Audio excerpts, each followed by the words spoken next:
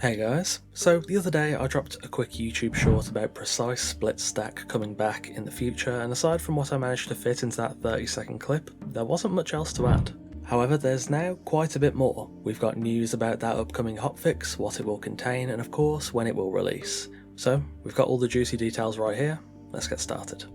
Andy from the community team put out a patch preview over on the forums, starting it off with a basic premise that this is to give a preview of what is coming.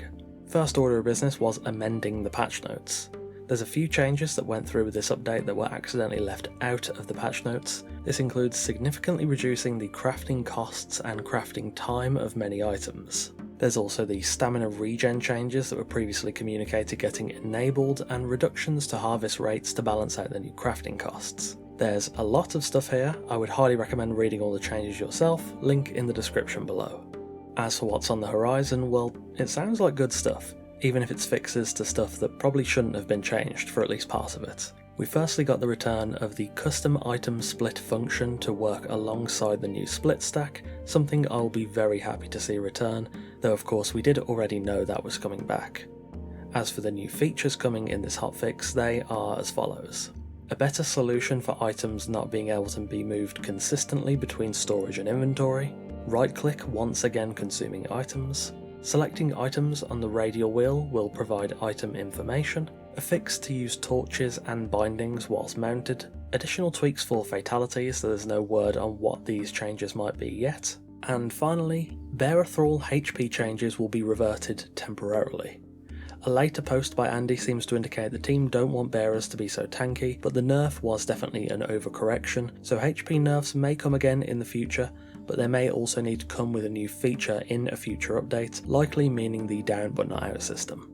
Below those upcoming fixes and changes, there's also a segment with finer details about how the new Battle Pass progression works, as the team recognised they didn't exactly properly communicate those changes and values. There's a decent block of text here, so I'll do my best to cut it down. Weekly challenges give 2500 XP each, defeating enemies gives different XP based on the enemy type, prey animals give the smallest, whereas tougher enemies like world bosses give more, up to a maximum of 100 XP per kill.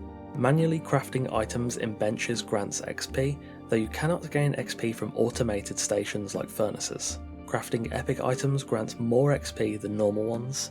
Harvesting resources provides a small consistent amount of XP that does not scale based on the resource. And finally, just for clarity's sake, the amount of XP required to progress a level in the Battle Pass remains at 1000 XP. Many have already worked out a lot of these values. In fact, I'm sure somebody made a video about it recently.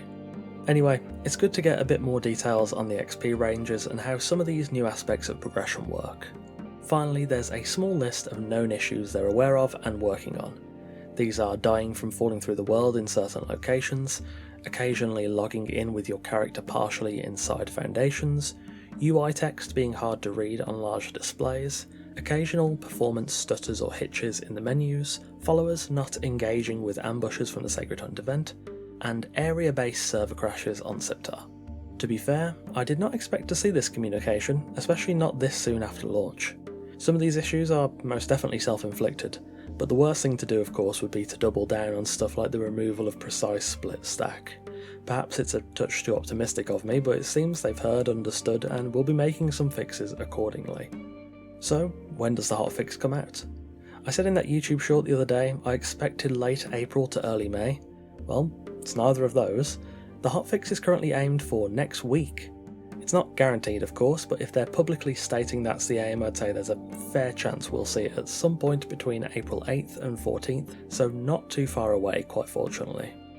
The dev team seem to have been pretty quick on the uptake here.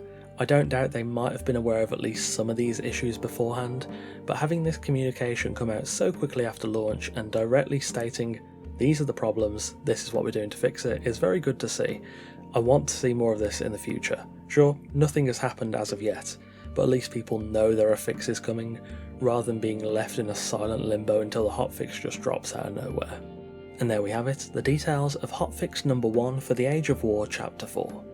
Thanks for watching, and of course a massive thanks to our wonderful esteemed coffee cultists for continuing to support the channel over on Patreon.